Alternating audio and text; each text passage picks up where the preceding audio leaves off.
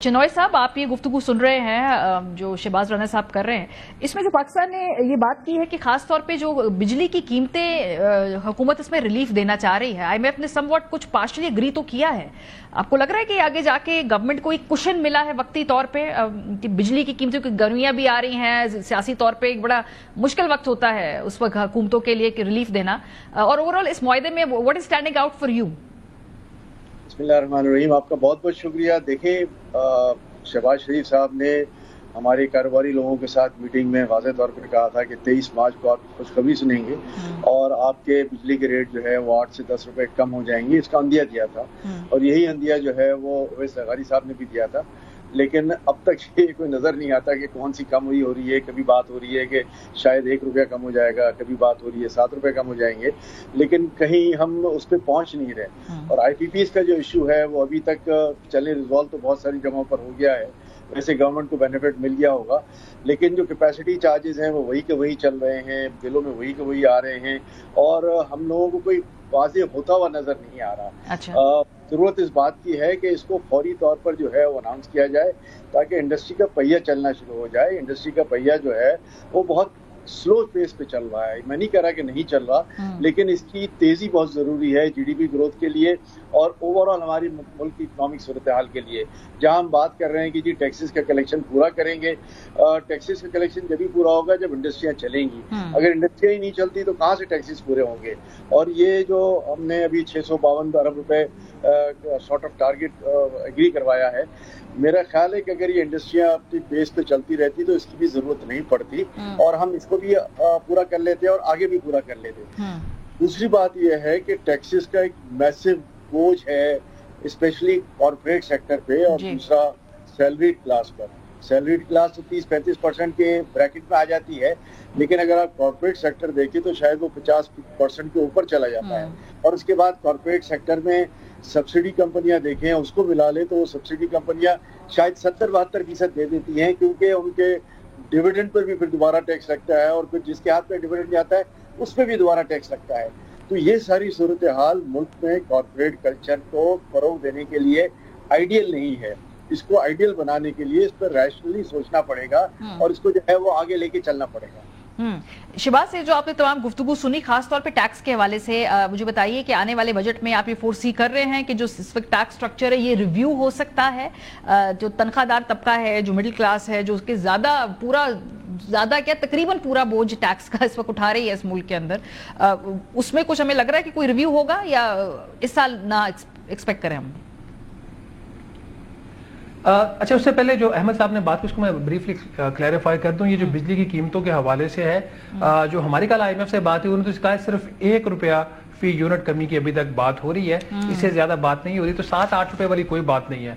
Prime minister इसको as a package देना चाह रहे हैं, लेकिन IMF उस चीज को अभी तक एंडोर्स नहीं कर पा रहा। उसमें कुछ ऐसी चीजें हैं जो सरमाही बुनियादों के ऊपर टैरिफ में एडजस्टमेंट होनी है। उसमें IMF का मौक़िफ़ ये है कि जो चीज अभी नेपलन ने अप्रूव नहीं की तो आप उसको पहले कैसे अनाउंस कर सकते हैं। इस किस्म की कुछ चीजें उसमें पेंडिंग पड़ी हुई हैं।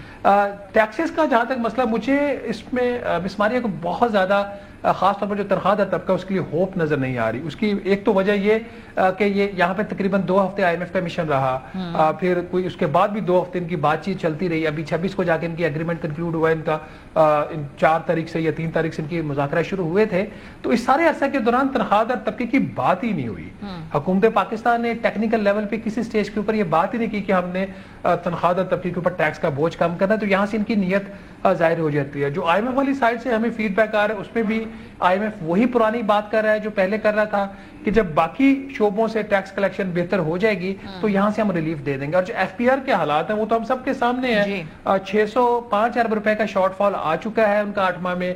ये 9वां महीना भी आज कंक्लूड हो रहा है, उसके अंदर भी बहुत बुरी हालत है इनकी।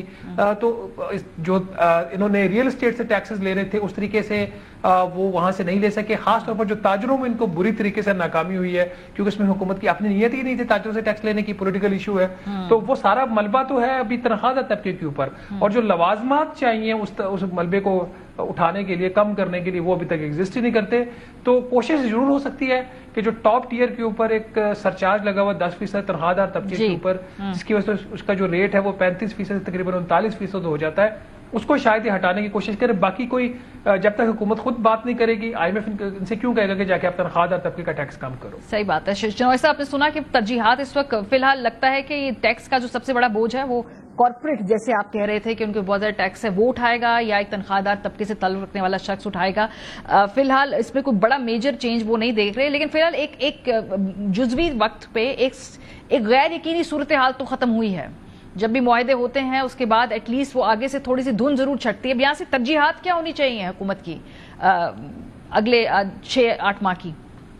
जी बिल्कुल, आपकी एक बात बिल्कुल ठीक है कि फिलहाल जो है वो हमारी जो तनख्वाहदार फिलहाल जो कलेक्शंस हो गई है और फिलहाल जो एग्रीमेंट हो गया है उस पर एक टेम्परेरी रिलीफ जरूर मिल गया है। जो गैर यकीनी सूरत हाल थी वो खत्म हो गई है। जो स्पेकुलेशंस चल रही थी जिसकी बिना पे स्टॉक मार्केट का भी एक बड़ा उतार चढ़ाव चल रहा था, वो भी मैं समझता हूँ कि अब डाई डाउन हो जाएगा और हम अगले 3 महीने जो है वो आगे फोर्सी कर रहे हैं कि अप्रैल मई जून जुलाई जो है वो बेहतर गुजर जाएंगे और इसमें मैं समझता हूँ कि एक कारोबारी तसलसल रहेगा।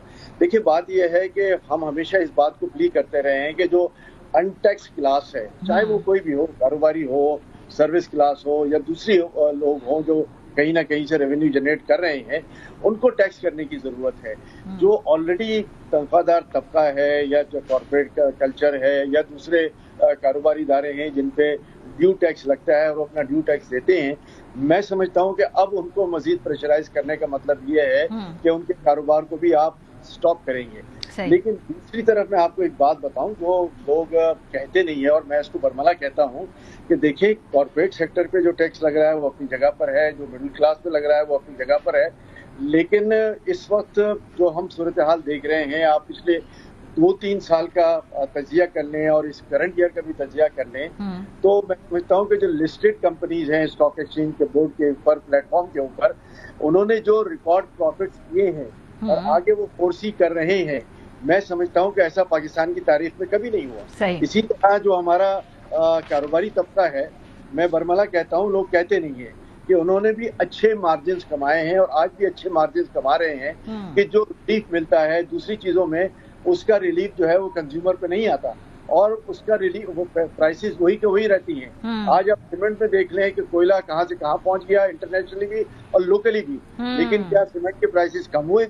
इसी तरह फ्यूल के प्राइसेस कम हुए हैं, तो क्या बाकी आइटम्स के जो कंज्यूमर आइटम्स हैं या जो दूसरे आइटम्स हैं उनके प्राइसेस कम हुए?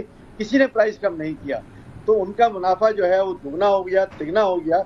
लेकिन ये आम आवाम जो है, जो तनख्वाहदार तबका है, मैं शहबाज साहब की बात से बिल्कुल एग्री करता हूँ कि वो मजीद पिसता जा रहा है और उसके लिए कोई रिलीफ नहीं है। तो यहाँ उसके लिए रिलीफ देने के लिए जो है वो इक़दाम करने की जरूरत है। बहुत शुक्रिया।